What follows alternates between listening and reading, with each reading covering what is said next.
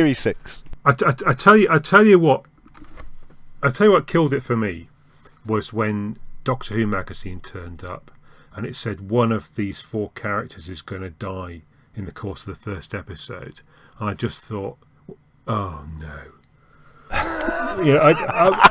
Because basically, right, it was the Doctor, River, Amy or Rory. Well, if it's Rory, he's already died, so what's the point? Oh, River Song died in her first episode, didn't she? Exactly, yeah. So she's already died.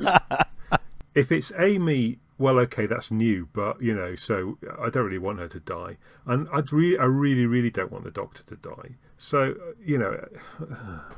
is that's it, is it? That's the big thing for this series. Well, let's deal with the story arc, the Moffat episodes last, yeah, because and just pick out the one-parters or the other writers, and then we can deal with the arc as a separate matter, yeah. Does that make sense? Yeah, sure. Yeah. So, Christmas Carol. I liked it because I thought it was good for Christmas. Well, I didn't like it. I just thought it was very slight and dull, to be honest. I didn't like it. Everyone rants about it. I don't really get it. It's very dark. I mean, in design, it's dark and it's boring and it's. I love Michael Gambon, but I just thought it was just a bit staid and dull, and I didn't really like the fish, and it just felt a bit. I didn't like the Catherine Jenkins thing either. Catherine Jenkins, it was just singing as well. Well, I'm not averse to singing per se, but are you going to list all the other things that you don't like? I think I've covered the entire of the thing. I didn't like it, Richard. Anyway, and then moving through Curse of the Black Spot. Didn't like it. I liked it. Oh, I like the first half. He liked it. It was shite. Rory dies again, by the way. Oh, okay. Hit again. Sort of. The Doctor's wife, highly rated. Somewhere between brilliant and terrible. I didn't mind this at all. Am I right in saying we have the first flag of a female, male to female? Yes. Yeah. Time Lord regeneration with the Corsair. Yes. Rory dies again, by the way. Yeah. Does he? Why does he die? How does he die? He's in the TARDIS corridor.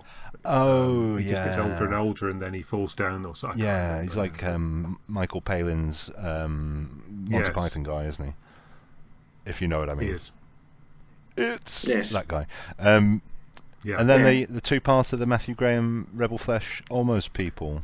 Forgettable. Well, yeah. A little bit to say about this. Certainly in the second part, when the Sarah Smart Gunga goes all weird, it gets all. I don't know whether you've seen that film From Beyond, but it's sort of like that without any of the kinky bits. This sort of ludicrous human monster thing running rampant. But I'll tell you what I'll do. I'll Google Sarah Smart, and then based on that, and you're mentioning kinky bits, I might go on and watch it. From Beyond, it's there's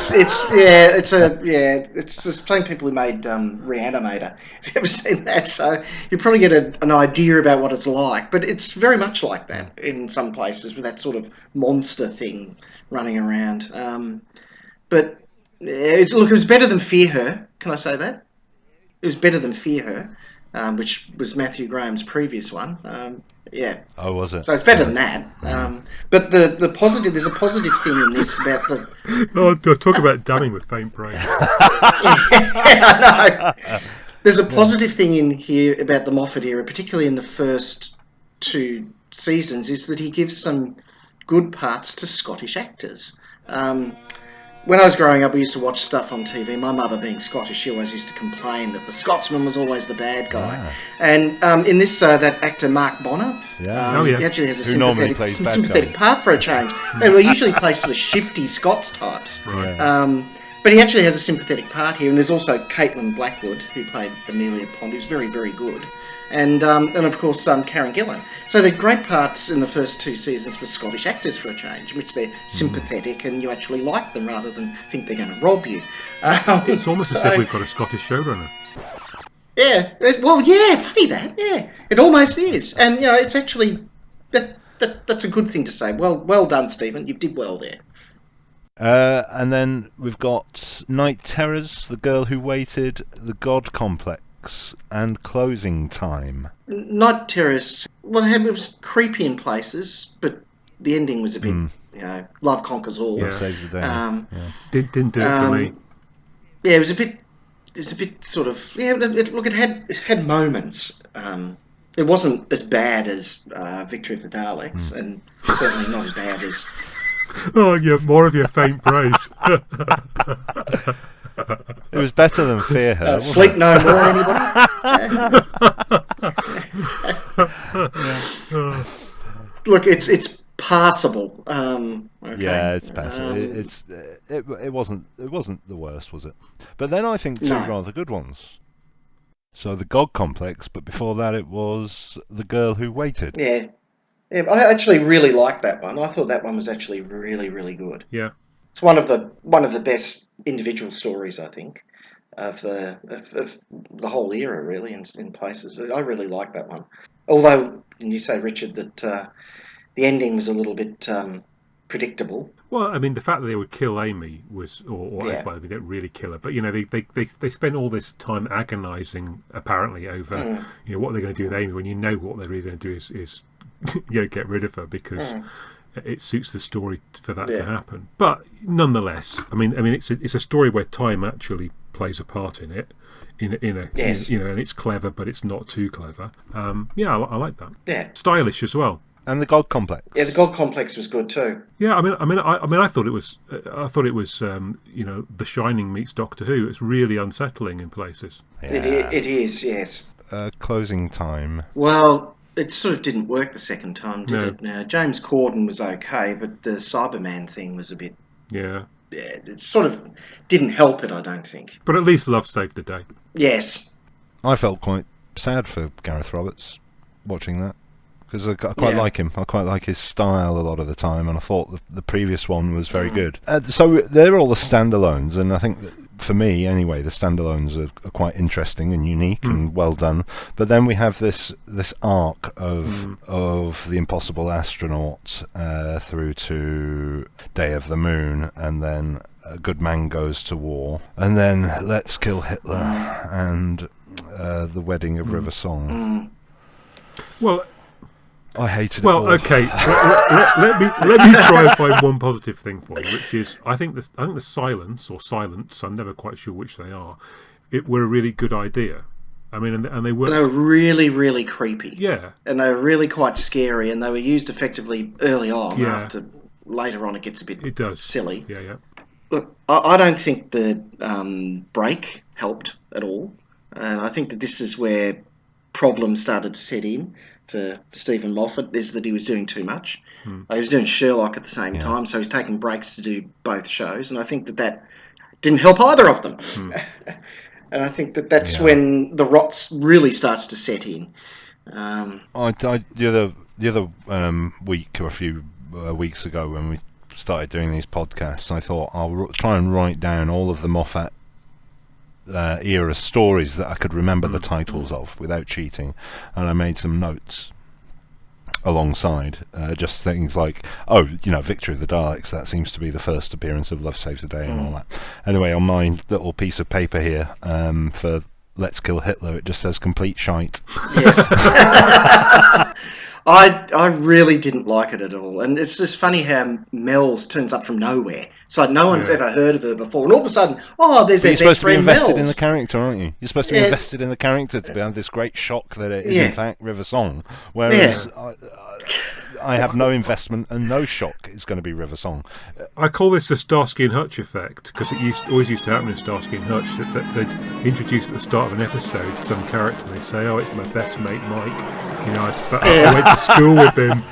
We've been out for a drink with him every week, and he gets killed. Obviously, he's going to get killed by the end of the episode.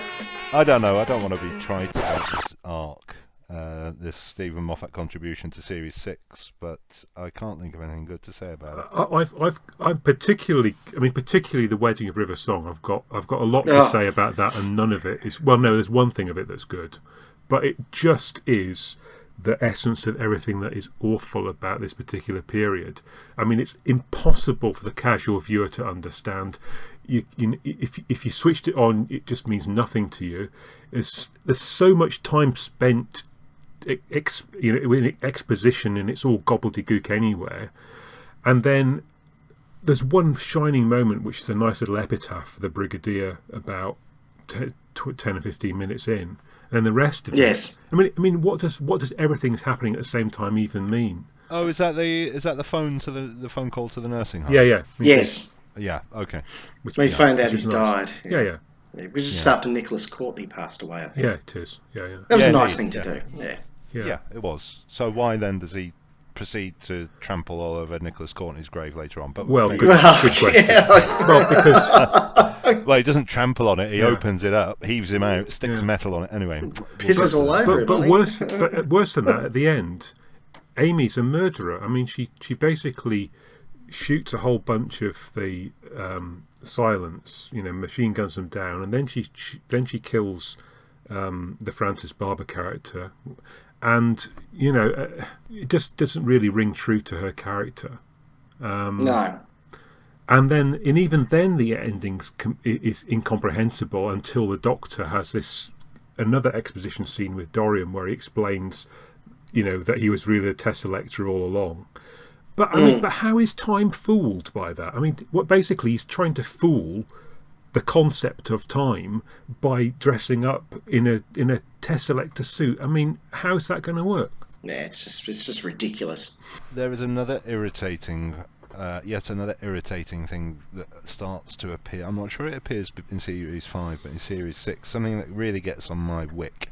I don't know if it bothers anyone else, but it really winds me up, is this